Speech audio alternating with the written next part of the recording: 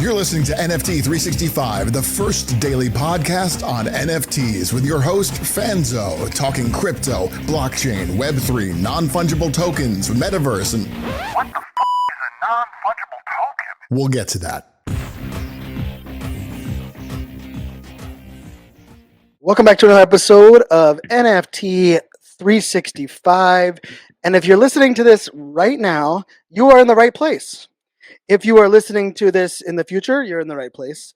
And if you somehow just stumbled upon this and you're like, who the hell is this guy talking? Well, you don't have to just listen to me because I have brought on an amazing co-host for this episode. But before we get there, we do want to plug, our newsletter.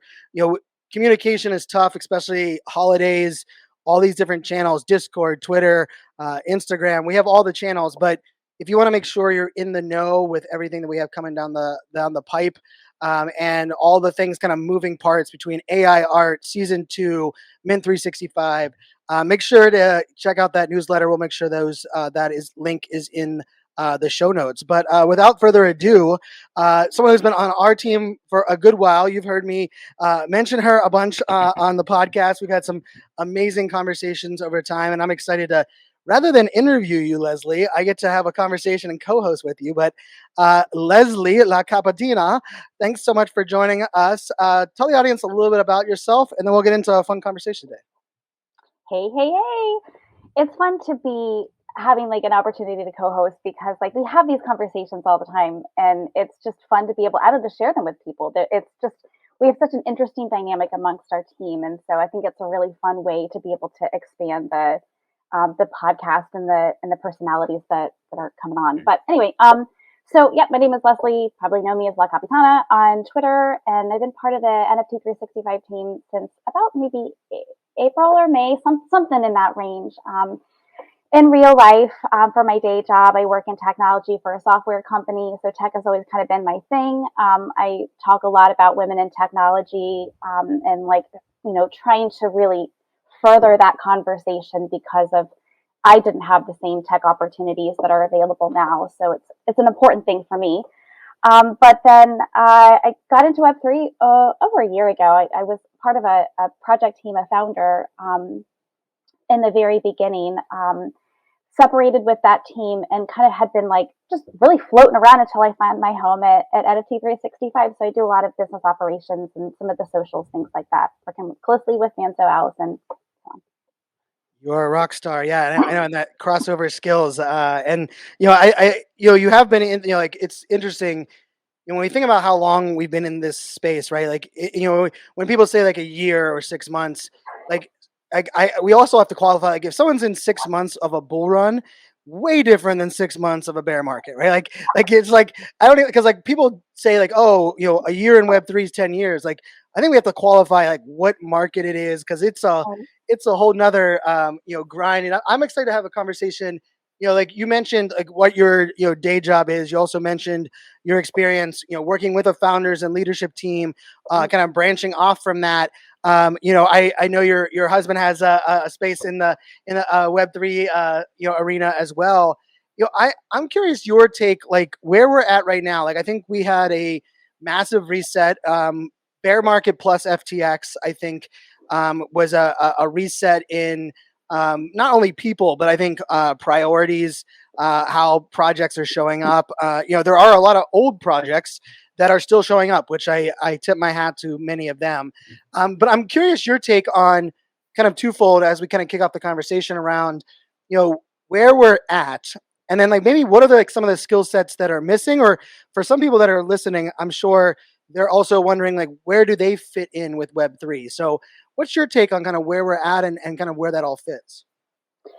That's such a wide topic because it's something that I was just having a conversation with somebody the other day about where do I fit in Web3. And I think the most important message that I have given to people is the best thing you can do for yourself, regardless of what environment, Web2, Web3, whatever, is to find what obviously you're passionate about. And something that is passionate for you makes it seem less worky. I mean, that's common sense, right? But then being able to transfer that skill over to Web3 isn't exactly much of a stretch. It's just finding a way to fit that in there. And it might be different components of it, but if you're passionate about it and then you find a way to do it in Web3, it's a perfect combination. I would say that I definitely use some of my Web2 skills into Web3, but there's a lot of skills that I'm learning in Web3 that I never had. Or the more difficult part sometimes is unlearning behaviors. So it's like you have to come with an open mind about there are things that here, like, tech stack that I have been exposed to that works well, or like some social component. But I had to like unlearn like how corporately mind fucked, that you are sometimes. Yeah. There's no any other better way to say it. It's like competitiveness and like hate on hate in the workplace. Like this is an environment that everybody is very supportive of one another, and every single person just wants the other person next to them to succeed. And if it is you pushing them along or them pushing you, it's all the same starting point. Web2 isn't like that. So it's like, along with the skills gap, you have to really unlearn behaviors more than anything. That's such a good point. That's such a good point on the unlearning, right? Like, and I think, that actually might be one of the harder components, like in life, right? Like, I remember my very first job. He asked me two questions when I ran into somebody who pointed out my fraternity letters in line. I was buying milk at the grocery store, and he asked me two questions. He was like, "Do you know what a vulnerability is in cybersecurity?" I was like, "No," and he was like, "Do you know what remediation is?" And I was like, "No." He's like, "Well, I guess the good news is I don't have to unlearn. I don't have to actually. I think his words were, I don't have to unfuck you. So I think you're gonna be good to go moving forward." And I was like, I remember being like, "Is that a compliment? Do I have a better chance of getting the job?" And I went in the next morning and interviewed and got the job. And what I didn't realize was that in that time, this was 2003, 2004, the like the people that knew cybersecurity knew it in such a hacked version of it Right. that getting them to come back into a Windows environment that was kind of like slowly rolling out. I mean, this was like Windows 2000 had just emerged. Like, I mean, like, wow, I sound old now putting it that way. But like that unlearning, like I had a competitive advantage. I was the ninth person on the help desk team. I was the first promoted, and then all of them ended up working for me very quickly. And I would argue that when I went in there, their experience and knowledge was greater than mine, but because I didn't have to unlearn, or the things that like I did kind of quote unquote had to unlearn, they were kind of crossover. So I like that you kind of brought that up. I'm curious, like, I mean, when FTX, or we found out that FTX was using QuickBooks for a $12 billion business, and they were doing invoicing over Slack DMs, and like that's shameful. Like, I mean, Web3 has a very free flowing way of building, but like, because you mentioned the stack, and I like the first thing I thought of was like when I heard that they were like, I mean, that's like TurboTax for a $14 billion. Like, I mean, what in the world were they thinking? I'm curious. You're like, because like that point of like not unlearning is definitely one of the skill sets, but I also wonder how much of it is like not being dependent on some of those corporate and Web2 like formalities along with the tech, right? Like, because like some people are like, where's my invoicing? Where's my, my HR department? Like a lot of the things that, let's face it, some companies like Yuga Labs, they have that. But what's your take on that? Like, what's your take on like where some of that hang up is for people? Because I think that also will help people find their own path. Because I think some people are like, I'm not technical. Well, truth be told, a lot of people in the space can read Etherscan at this point. They understand enough about Discord and Twitter. You're probably more technical than you give yourself credit to. But what's your thought on that? I think that I've heard that a lot. Like, oh, I'm not technical, so it's not for me, or I don't understand, or blah blah blah. And you don't really have to be technical. I mean, despite the fact that I work in technology, I'm not a techie person. I can like read code. I can't really write code. I mean, you wouldn't want me to write code. Let's just say it that way. But you don't have to be technical. I think a few general concepts get you pretty far. But in terms of the corporate policy type things, and this is where like some corporate things and things that you've learned in Web 2 can really be helpful in Web 3 is having the structure. Like we all live on automation, right? Like everything Yep. you want to do work wise, you want it to be automated because it's just less manual shit to do. And it takes less resources. But in order to have a really good automation and build a workflow, you have to know the process really in and out. And I think that's what a lot of people might be missing is just either the knowledge of a process or establishing a process. And in the FTX case, I cringe at like hearing some of the I'll call them rumors because I don't really know fact from fiction at this point. But Yeah. like, QuickBooks is a great tool. Is it a Great great tool. tool in managing that level? No, absolutely not. And like, if you've that much capital at stake and your accounts payable, I mean, I have so many comments I won't even like really say out loud because there's too many curse words that have probably come out because as a person in business and Web 2, like that shit really pisses me off that Yeah. you didn't. What makes me most angry about that, this is all I'll say about it, is that was there not enough oversight by more than one person that would ever indicate, wow, this is really effed up. We probably shouldn't do it this way. And for that many people involved in the organization, it's not like they only had 2 employees. I mean, Right. there was a ton. So is there not enough oversight that somebody raised a red flag?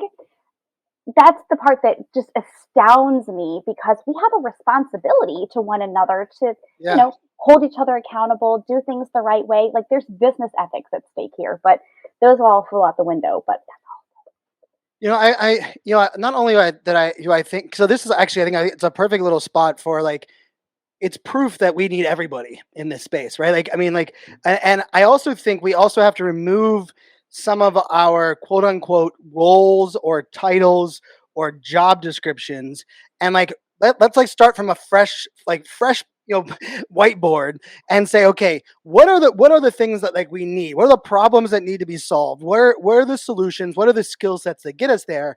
Because I think like if someone's coming in and saying, hey, I am naturally a product manager, right? Or I'm naturally, I was on, human resources team manager, or I had one recently.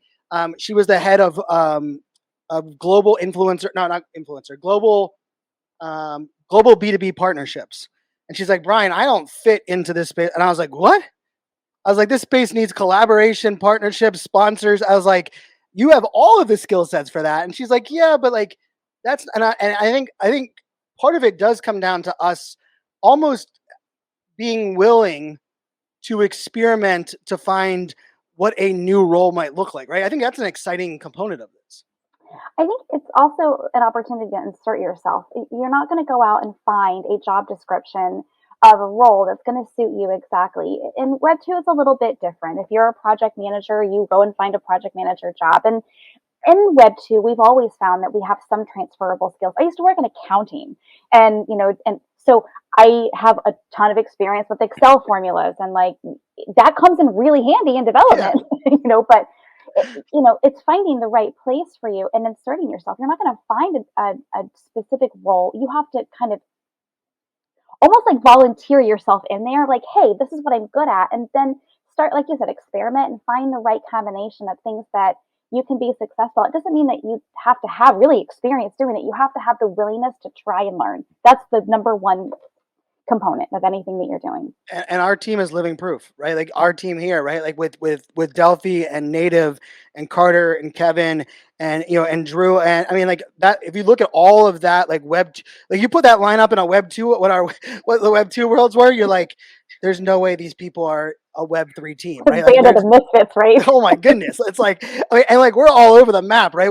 We pulled in the Canadians, right? We are locked and loaded with Canadians, but like I think that's a good example, and I think for one of the things that I think is also important is that like some people I don't think identify themselves as like a content creator, but for a lot of people, content creation in Web 1, Web 2 was either like an influencer's job or the marketing department. Like really, that's the people that created content for the most part in a lot of our worlds. I believe moving forward, we're reimagining what a creator, like what that terminology is. Absolutely. And we could argue, like, I mean, I love Twitter Spaces partially because it's kind of democratizing content creation. Because for a lot of people, they don't even realize. Like, actually, Becky, shout out to Becky who runs the Women in Web Tech on Thursday nights. She was in a space with me last night, and we were going back and forth on DMs. And one of the things that jumped out at me was like, her where she believes her strengths are, or what she's like I'm really proud that like we did 18 we've done 18 weeks in a row of our Thursday night space with a guest each time. And she's like, but we might be experimenting on like podcasting and might want to become content creators next year. And I was like, might want you just did 18 weeks in a row for 90 minutes. Like, I mean, like that is, You're so, there. yeah, you're there without question. Because I think the other part with content creation is like, I think people, and maybe I'm curious what what was your view, maybe content creation in like your world pre Web3, and then like where that fits in, like even for yourself, right? Because like I tell you this every time you come up on our Twitter Spaces stage, you add immense value. You also add a perspective that I believe is always needed on those spaces. And I think for many people on our team, part of it was like, I just need you to get up there, like you're good to go. But like, how did you look at content creation, and do you look at it a little bit differently now in like Web3, even in your kind of the day to day? Absolutely. I think that Web3 is redefined. I wouldn't even say redefined because there's not a set definition anymore. It went from like this model to like whatever it is that you want it to be. Everybody is a content creator, especially because in this space, and we say it all the time, and it's like at this point it's almost cliche to say it, but like we're so early, but really like we are, like still to this day we are. And you think back to, I mean, I'm going to show my age now. Facebook, like Facebook, let's go back 10 years. I mean, Facebook's been around a long time, but 10, 15 years ago, people were just like posting like, hey, I'm going to the doctor today, or here's my grocery store, here's a picture from my birthday. But then you started to see influencers emerging, and like all it took was one person to do it, and then two people did it, and then three people did it, and they started to monetize it. Like, hey, I'm starting to get like free shit, or I'm starting to promote things and I'm getting paid for it. Everything starts with an idea. Everything starts with taking a step. So it's not too dissimilar from Web3 in terms of like there isn't a definition yet. It's so early that like this is a great entry point to really imagine anything that you really want to do that you're passionate about. So it's like there's so many opportunities. I think that content creation is a wide topic that anybody can tap into, whether you're doing like the most popular thing right now, and not the most popular, one of the popular things on Twitter is like threads and like informative, sharing valuable information that people can use. That and that was all it took was a couple people to start doing it, and then now like that's a great way to not only engage with your followers, but then to build a following, build community, because you're showing value. So it's like you just got to try. That's all you have to do. Yeah, and I think this is where like I love, like I always break down like the content game into the three realms for me, right? It's you document, you're either creating, or you're curating, right? And I like the documenting is my favorite part. When people ask like how am I everywhere doing all the things, because 99% of the time I'm documenting. Like, I mean, it might come across like even that daily podcast, like truthfully, it was more of a documentation of every day for a year, right? Like I didn't really create, because like for me Something got creation, fiery. yeah, and also like this is where like, and like I mean, one of the things that I will credit for like my brand growth was actually my content curation. And the way that I did that early on, 2012, 2013, 2014, was I was like, I don't blog. I started blogging in 2014. So like that was my first blog. And I did it, I mean, granted, I did it every week for 4 years. So like I went in, it's kind of my nature. But I will tell you, I was like, I don't have a website. I don't have a blog. Like, what do I do? And then I realized I'll just quote, reshare LinkedIn articles, and I'll put my thoughts above, tag the person and say, hey, this post is great. Read for their thoughts on it. And all of a sudden people started quoting back to me. Like, I remember the first time someone was like, yeah, Brian, it's just like your idea of think like a fan. And I remember verbatim, we were in a Google Hangout, which is where it ages it. And they said, oh, where can we go to learn more about think like a fan? And I was like, there isn't anywhere. Like, I don't have a website. I wasn't using a hashtag. Those weren't even popular back then. I was like, but it was something I reiterated when I was curating content, right? I was taking others, and like Twitter is a prime location to that. But I also think this goes into the roles within the space, right? Because you and I were even talking pre-show, some projects have like a well-defined executive board, everything mapped out. Other projects have like a large team, but everybody kind of does a little bit of everything. Other projects have like 2 people masking as like 7 people. And I think one of the things that probably hangs up some people is that it is that adage. Like if I give you a whiteboard and tell you to draw something, you're like, where do I start? But if I give you a square and say, I want you to draw in here and I want you to draw something that has to do with the ocean, your ability to draw in that is a lot more defined, right? And so like I believe some people will fit better in a 3-person team. Some people would work better joining a team that has 8, becoming a mod and kind of working into that team role, right? Or even what we've seen with Crypto Dad's 5 most active and very loyal members ended up presenting to the original team and said, "Hey, we know that you guys have a lot going on, or you, because there was only one left. Would you be willing to sell us and let us come in as the executives?" Like to me, like that does not exist in Web 2. Like you cannot, you can like you're like, hey, us the fellow employees on level 1, we just decided we want to buy the company from UC. That just doesn't happen. And so like I think that's I think it's like a missed view or opportunity for people that like to see that like you don't have to be the original or come in the normal pathway to actually be a part of some of these great teams. I think that project takeovers are a very underutilized and underappreciated concept. And I love it. Like, if there's a project I'm going to buy into, guaranteed the one that I want to buy into is one that somebody took over, because the reemergence of energy into an existing community is amazing. But and I love the examples of that. And there's been quite a few. Some are hostile takeovers, some are like friendly takeovers. It's a little bit of everything, but it's always somebody that's a part of the community that feels really passionate about it, and then they take it to the next level. And I think those are going to be some of the biggest success stories that you see kind of going forward, because again, they're usually like a sold out project in some cases, but even non sold out projects, that the takeover component, just like there's so many that kind of go and then they sell and then they sort of just kind of fall apart. And whether it's lack of leadership, lack of skills, lack of bodies to do whatever work needs to be done, I think, as we all know, being a project founder is a lot of work. Like, it is very underestimated how much work goes into being a founder, and so many different roles within that. But if it falls apart, that I think it's amazing to see somebody pick it back up and then breathe life into it, because there's still opportunities for the original founders to, if they stay on the wallet and they get a share or whatever, like there are ways to monetize it. There's a whole new game of mergers and acquisitions that hasn't been played yet in Web3, which I'm really excited about. Well, and it also doesn't even have to be replacing founders. Like there's a couple projects that I won't say their names, but I do have an idea for a game you and I can play here in a minute. But there's a couple projects that need a new CMO. Like the CMO that was there is kind of burnt out.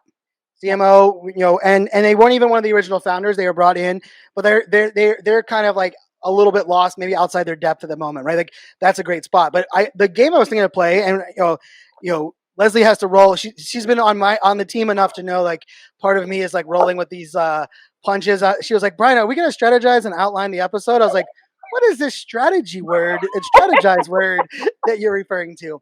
But I want to pose this to you, and I'll take the same thing. What is one of the projects? So pick a project that is in your bag that you think, like, if you were like, if you had the time and bandwidth right now, that you were like, you know what? I could spend more time in there and probably move into a role where my skill set fits and really make an impact. What is there a project that jumps out at you? Like, I mean, I think because it's a positive thing for whatever projects we are mentioning. But there's a one that jumps out at you that you think would be a fit like that. Yes.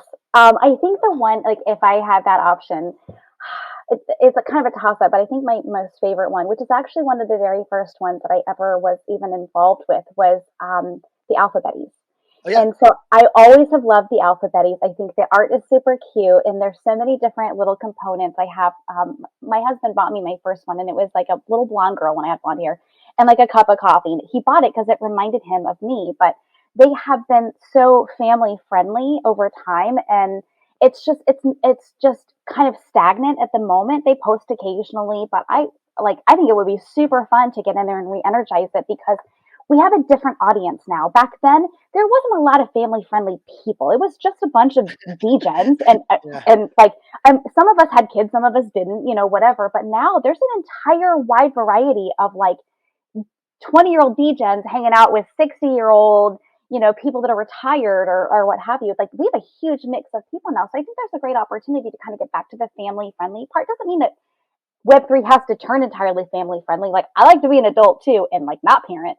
But it would be really fun to like get back into something like that. So that's probably one of the top ones that I think would be cool. But what about you? I want to hear yours. Yeah, I was thinking, as I was posing it to you, because like one of the things that you mentioned this, like the founder role is so overworked. But I've had this soapbox since 2013. I think one of the blog posts I wrote in the very first year I started blogging, 2014, was that like not everyone should want to or should be an entrepreneur. Like I was so anti the everyone's an entrepreneur conversation because of like people don't really give you the full like roller coaster of what exists in entrepreneur. People want certain benefits of an entrepreneur, which I think can exist in other roles that don't have to be a full-time entrepreneur, right? I mean, the concept of side hustles or working as a partner in a small business where there's 5 partners, much better in my opinion than a solopreneur or entrepreneur. So like when I was thinking about this is like for me, like I love not having to be the CEO. Like in a way, like my dream of like moving forward of this is like I don't want to be the CEO of the company that I run, whatever, moving forward, because I believe like that's not my strength, right? And I believe I am great at being a voice and being a leader and being a content creator and being kind of a communication vehicle. And so one that jumps out at me would be X Punks, the expansion punks, because I feel like if I could spend more time in there, I believe they need just content creation. Like I honestly think content creation, consistent Twitter spaces, and they could really, because like there are some great people in it. The project was designed with such the best intentions.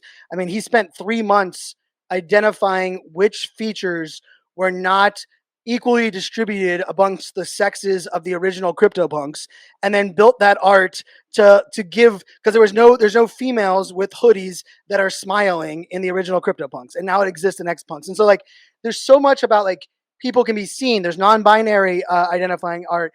But the thing about it is the founder, Jeremy, and we've had him on the podcast, wicked smart, Microsoft guy. But he's also wicked smart from like an engineer guy. And like his blog posts, like I write and talk a lot. That dude's blog posts, I mean, it's like a 10-day blog post, and it's just blog posts, right? There's no like I mean, there needs to be. I think YouTube content would be great. So yeah, X Punks to me, because I love it. I still hold. I mean, I don't even know how many I hold. I hold 10 probably at the moment. X Punks, and I still believe in like that core fundamentals, and I also feel like Jeremy can run it because Jeremy, like, he knows his stuff. He has the financial side down. He has that like CEO level. I could kind of carve out my role. So that would be one that would jump out at me. That's a really good one. I actually, sorry, frog in my throat. There's like a lot of projects I think that could kind of use that. A project that has started coming back a little bit, it's kind of been like up and down, that I always wanted to get into, but it was way out of kind of my range initially, was the Koala Intelligence Agency. I've always loved the KIA. It's super cute, and I saw them kind of come up again. Same with like the Shark Cove, I think was another early one that was. Oh yeah, they were all around the same time, weren't they? Yeah. And I have like a gold shark, like it's probably one of the top ones, and I'm like, oh man, that would be so fun. And again, some of them like spin up again, but it's like I think some of it comes down to consistency too, and that you're a really good example of that. I love how you had to make that promise to yourself in doing the podcast and making that decision to press the damn button to do it every single day. But consistency is something that I think we all struggle with. I definitely struggle with it, but if there were some consistency amongst some of the projects, I think that alone would make a big difference for things. But even I think consistency, no matter the medium. Like I would argue, like I just want a consistent email newsletter, consistent blog post. You don't have to do all of them, like for projects. And so like I think this is great for anyone that's listening and you're like, hey, I'm trying to find my niche or my role. Like just take on that role in maybe one of your favorite projects and say, you know what? Hey, I'm gonna create, because like I will tell you, Crypto Dads, the Crypto Dads podcast and the Crypto Dads email newsletter was not started by the team. It was literally started by two people that just had a decent bag of Crypto Dads Right. and wanted to do it. Like that's where that started. And like I feel that was like it was really cool because almost all projects allowed ownership early on because that's where like the first like the lazy hats, right? Like people just started kind of like forming and creating their own content. And then I think there's a little bit of this like control mongering that decided to happen, and people are like, no, we need to stamp you with our approval before you can have your own derivative or whatever. And you're like, okay, what the hell? We're going back into Web 2 controls. But I think that like is an interesting place, and it could be anything. Like even if you're like, hey, I only know Instagram, right? Like if you could, hey, let me take over your Instagram account and just post daily a different, like there's 10,000 images in a lot of these collections. Yeah, have content for the IG. Like why are they not using it, right? Like because I think like people can get in that way and then kind of find other roles within their team or within the the conversation. Again, it just goes back to taking a stab at it. You have to do a self-analysis, and it requires some level of self-awareness. Like you have to know what your skills are, things that you're good at naturally, or things that you can learn too. But then like what you really like. But and I'll give a shout out to somebody that has been a really good example of that, Brendan Bald. From the very beginning, he was like mostly I think with non-code docs was doing kind of like the non-code docs news. And then branched out into Lazy Hats or the Lazy Lions. And then, so he's been like really now branching everywhere, but now it's just kind of transformed from project specific to like content specific. He's really giving people a lot of information on how to stay consistent, create content, just try. And even if it's something that like, if you want to get into TikTok and you like literally don't know anything about TikTok, that's okay. Just make a couple videos, try.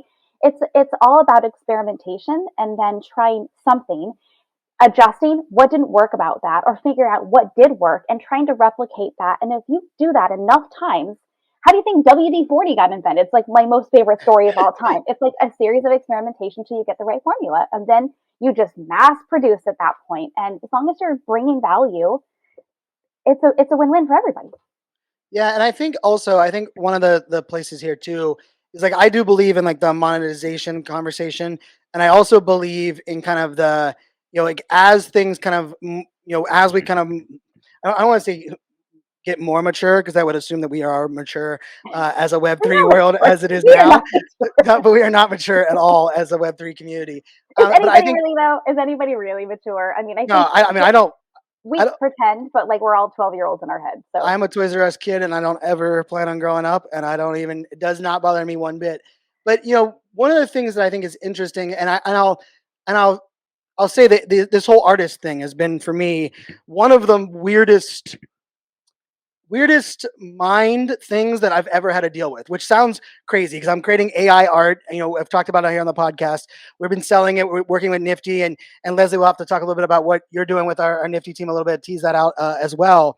But I've had a block in many arenas of like an artist, like being able to create art and then put it out for the sake of the art, for me, has just never been in my wheelhouse. So I often I'm like roadblocking myself with marketing tactics or the tech, or I want to add utility or without all these different things on top of it. And then I also found myself even in conversations like caveating and like almost like apologizing for having an opinion on the new space. And so I think for anyone that's listening to this, if you're feeling that, like you're not alone. Like these new like endeavors, sometimes I don't even want to call it imposter syndrome. It's more of like, hey, I'm swimming in new waters, and there's others that have been swimming here longer, and like they're holding me equal because this space is really cool at that, right? Like we are very good at valuing. Like someone came up the other day on one of the Twitter spaces I was on, and they're like, hey, I've only been a Discord mod for a little bit, and I have a question. So they asked this like really great question. And then afterwards, I'll give credit to CK over there at Ape Liquid. He fired back and was like, "Oh, well, how long have you been a Discord mod? In your Discord, that was a great question." And she was like, "Almost a year. It'll be a year." And I remember I was like, "Did she just say a year?" Like, and like so she came up there like making it sound as if she was the brand new Discord one. And then CK was like, "Well, what would you do in this case?" And she's like, well, did you know this feature exists? And like she was literally giving back feedback, but she opened it up with like it was almost to the assumption like, well, this project's been around for a year. Their community managers must have ample amount of experience. And so I think that's an interesting thing. And it's really hit me in the art space because I find myself, I'm confident and I'm loud and I have no problem talking, but I find myself like caveating and like almost like in every way apologizing for being in that arena. And I think it's okay. It's just, I think we just have to know that that's kind of part of this early jump. Yeah, and I think it's amazing for especially for you, you found an additional creative outlet, and it allows you to open up an entire realm that wasn't possible for you before. And I think that it's a great example of how that exists for everybody in Web3. It's a matter of being able to give it a try and find it and find the right formula. You didn't become an awesome AI artist by just plugging in and all of a sudden, like, if it was that easy, everybody would do it, right? Right. And if you have to try it, you had to be consistent with it. And once you found the right formula that works for you, then again, I mean, I don't want to say it's scientific by any means because it's not. It's just, it literally is just trying. But I do Yeah, think it's really amazing to find that outlet for you. and you brought up so like for just the context, right, for the audience, like I discovered AI art, like the concept of using it for NFTs in in April, and AI has been like something I've loved and worked in from the data tech side for a long while, but like AI art, I was like, oh wow, look at these AI apes and look at and I saw what they were creating, and then I asked a couple questions about the AI creation. I was like, oh screw this. This is like coding and it's a lot of stuff. And yeah, I'm like, and they were using artistic terms, and I was like, ew, like I was so weirded out by it. And then the Right. end of June, I found another NFT that showed me Mid-Journey, and I got into Mid-Journey. I put a couple of things in there, and I was like, this is kind of generic. I felt like it was like, actually, I thought it was, it almost felt like elementary for what I would like what I tried to do. So I was like, this isn't for me either. So that was like, June, July. And then August, I had one of those moments where someone was an artist, and I don't even know if I've said this, but I believe it was either Photox or Retail Joe, who are two active members in our community. They were talking about like the creative outlet and like that it really ends up being in many cases like it allows them like a mental health break, and they as they were talking about, I was like, man, I could really use that. I dabbled in the AI. Maybe I'll try it out more, right? And I didn't even like download my own server. I didn't even create my paid account. I created another free account, and then I started playing with it. And then I was like, I'm gonna listen to their office hours. And then I started asking questions in the Discord that Midjourney had. And then I was like, oh, this is a bug, right? And then I installed my own server. And so I think it's a perfect example for anyone that's out there. Like if there's something that interests you, or maybe it interests you before, but then you didn't jump in, like the water's still warm. Like I'm so glad that I circled back to that because at the time, like, and funny enough, like now knowing Mid-Journey, the reason that it didn't fit the first two times was the tool was different. It was a completely different program tool. So that like my skill set and like what I wanted to do wouldn't have been a good output there, right? I think that is part of the beauty, and it's an example in this space that I hope more people kind of can jump into and lean into, and and ultimately for me it's just another avenue of storytelling, which I'm actually addicted to. Actually, I think you brought up a really good point about it. It's never too late to jump in, and I think that is part of the imposter syndrome that people kind of foster. Is that, well, somebody's already done it. Like, there's not enough room for me in this space. Like, whether you want to start, like, you hear it all the time of people wanting to start either like a blog, influencing, YouTube, Instagram, and insert any medium there that like people are. There's so much of it that market is saturated. Maybe, but are you going to find out unless you try? One of the great things about coming in, and maybe even later in the game, is you come with a different perspective, a fresher perspective. So it's like, again, adding value, finding a way to be able to find something that's unique for you, that your niche or whatever. And if that is valuable to people, it will grow. It takes time, it takes effort, it takes consistency, but it's like it's never too late. Like literally somebody that's listening to this right now, they're like, I really wanted to start my own YouTube show for the last 3 years, but I keep putting it off because I don't think that anybody's gonna like it. I don't think anybody's gonna listen to it. I don't have anything to say, or it's too saturated. Press the damn button. Yes, I Like like love that. buttons. And you're right. And I heard Mr. Beast, who right now I consider the greatest. He is the king creator currently at the moment. He makes the most amount of money. He has the biggest following on YouTube. Just a Plus, wicked. he's like a really nice guy. On top of that, I like mean, amazing, right? Like, I mean, he's like the guy that you hope all creators like become, right? Like, he's right. just that guy. But he made a comment that he believed before, because someone was like, well, every time I think of a channel that I want to create on YouTube, that I look on YouTube and there's already a bunch of channels that are talking about the same thing. And his comment was, until there's 30,000 of the same type of channels, it's not saturated in YouTube.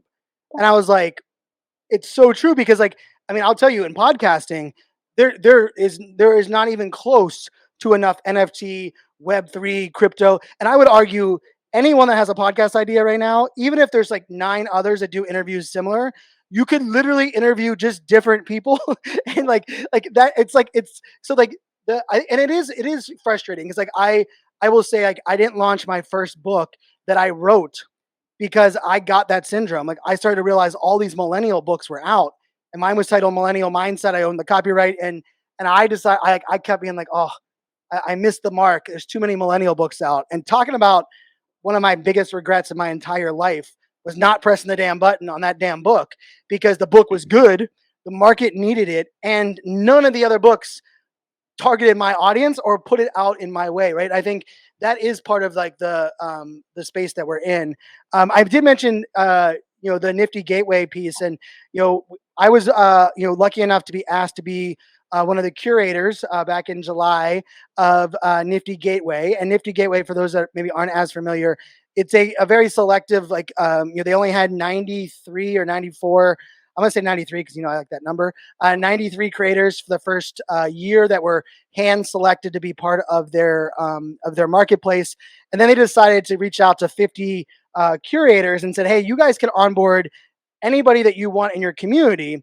So it's not as much of a selective piece. So they, of course, asked us to do it, and I kind of guinea pigged out the first 12 drops with my AI art over there, and absolutely fell in love with the platform. Its mechanics, the onboarding is just really smooth. And so, Leslie, because of her skill set and because of the things that she likes, and she's kind of like perfect into like being able to onboard people and kind of welcome people in, but also understand kind of the launch sequence, has kind of taken over some of the stuff with Nifty Gateway. Do you want to talk a little bit about what you're kind of doing on that side for what you want to share? Yeah, absolutely. I am in love with the Nifty Gateway platform because it's such a great opportunity for artists that wouldn't have otherwise been known. Web3 in general, I think, is obviously great for artists and be able to capture royalties. There's so much there. But in the Nifty Gateway platform, they really focus on art. It's not, I wouldn't say it's not for a generative art collection. I would say it's not for a large generative art collection. It's meant to be more boutique, if you will, in terms of an artist collection. But what I love about the platform and what we're doing is accepting and reviewing artists that want to have a drop. And it can be anywhere from 1 or 2 pieces up to, I mean, I don't think there's specifically a limit, but it's probably ideal to say less than like probably 100, maybe more like 20, 25. It's probably a good target in there. But it gives so much flexibility into how it is sold and how the royalties work. There's different sale types. You can configure each different NFT out there as a different sale type. So if you want to have additions, or if you want to do an auction style, if you want to have a one of one, again, lots of flexibility, super easy to use, and their support and their interest. One of the things that I'm very passionate about in tech is user experience, because user experience will make or break a platform.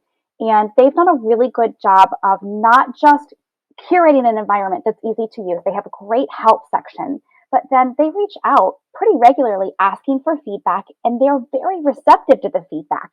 And they're not defensive over, well, this is designed this way for this purpose. They're like, good information. We're gonna take it back to our team, and they start to evaluate it. And I think that's been a huge differentiator just in the opinion of the platform.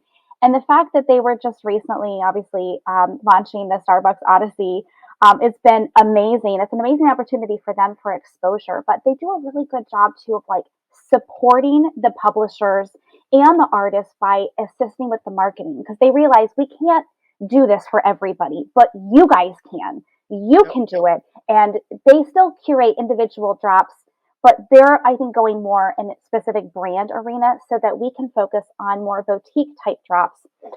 But I love the configuration options. And again, their support has been really amazing. So shout out to Roberto. Thank you, dude. He's been great to work with. So again, the an idea here is so that we can align ourselves with artists and brands that we feel passionate about and help to amplify them. And that's something that your message has been all along is to amplify those around you. So this is just a great illustration of how to do that. Yeah, and we're excited. We have a couple artists in the pipeline that will be doing drops kind of like on our little marketplace. And, for those that are artists that are listening, or maybe you have friends and family, I know I had a friend that actually is actually author of one of my favorite books. He actually unfortunately lost his son to a disease, and through his battle of kind of going through that, he found art, and he found his love for art, and he's been doing a lot of these paintings, and he's like, Brian, I don't really want to get into NFTs or crypto, but I do want to get like this art out, and it's in the memory of my son, and I want to raise funds for the cause my son had, and he reached out to me yesterday, and he's like, hey, I want to like restart this conversation, and I immediately thought like, that's a perfect spot for Nifty Gateway. We can do a couple drops on there, have it automatically, the funds go directly to the wallets that need to. So for those that are out there listening, maybe aspiring artists, new artists, existing artists, or even like, I would say like artist adjacent, we're open to some like collaboration options and things as well. So I love that you're taking that on, Leslie, for the team. Excited to get a couple of these out there. I know that a couple of our like most passionate and listeners and longtime listeners are part of the team that we're going to be able to put out there to the world. So it's another example of finding your space, right? Like in a weird way, if you would have asked me, even if I wasn't doing the AI art, like what would be my role in the art space? Being able to be a curator, right? Like because I've minted a lot of projects. I'm in the know. I'm active as all hell in all the Twitter spaces. I do know people that I can like, hey, this person, I trust them. Let's bring them in. That was a role that was kind of presented to me. I didn't even know there was option. Didn't know they were looking. And so like, it's a perfect example of like, if you're willing and open, and what you've said perfectly, Leslie, like you just have to be willing to try a couple of things, and more than likely, the thing you try might not even be the thing you do for more than a month or 45 days, but it'll get the ball rolling. That'll probably put the ball in the right court in the future. So I love this conversation, Leslie. This is great. We're going to have you back, of course, continually throughout season 2. Super excited to have you on as a co-host. You were, without question, one of my first on my list whenever we were, kind of near the end of season 1, and I wanted to do co-host. I was excited to have these type of conversations. People are a fly on the wall. We have these conversations already with our team, and it's a lot of fun to have this. Share the love. Yep, Share love to everybody. Yep. Yeah, there you go. That's the way it works. So any last words from you, Leslie? Anything you want to throw out there? No, I just appreciate you having me on, and I love sharing this type of stuff with people. I think that if one person listens to this and says, you know what, I'm going to press the damn button and find some inspiration from it, or takes it and uses it as their momentum to find the right place for them, then you know what, job done. But if anything, maybe have a good couple of laughs and us joking about how old we are and showing our age. And and every single time we have this conversation, by the way, I know it's going to happen. He's going to throw like a Microsoft jab in there because we're a split team between Apple and Microsoft. I'm a Microsoft junkie, and yes, I have an iPhone, but that's about my only Apple device. And he's on Microsoft, as evidenced by all of the Apple devices. The boxes behind you right now that I can still see. Although I said for the longest time, Microsoft kept me employed, Apple kept me happy, because I in the cybersecurity world, we didn't do anything on Apple. Everything was Windows servers, Windows devices, and so I do have like that little share, and I love what Microsoft's doing with LinkedIn, but that's a whole nother rabbit hole we'll go down to. And the other thing I just want to throw out there, for our audience, I will say like, Leslie is involved, both herself, her husband. In a lot of projects and exposed to a lot of projects that I am not, that I hadn't heard of, I wasn't a part of, I didn't know. And for me, that's like part of the reason I was excited to have you on and excited to have so many of our co-hosts, because like, to me, this isn't about shilling. It's about presenting like these different, and like the koala one you brought up. Like I remember when that dropped, but I remember it only because I remember the name. But I couldn't even have told you anything about the project since, right? It is not one. And when you brought that up, I'm like, this is why it's so important. Like even for like, if you can find one or two people in your favorite Discord to just have conversations, start a little Twitter DM group and have these conversations, because different people's perspective on different projects, different value, you get to see different things through. Like to me, this is the fundamental example of like what a team power is, because Jordash has different views on what Jordash has been exposed to. We have Drew, we have the whole team, and I mean, Native has given us ideas for projects that we minted, and well, she used to be a Solana maxi. Now I think she's given up a little bit on Solana. Shout out to Native, love you Native, and all the things you do for us in Discord and out of Discord and writing and such. But Leslie, this was fun. This was a lot of fun. Excited for this journey onto season 2, and for all those listening, until tomorrow or next time, whichever one is the next episode. Make it a great day. Cheers.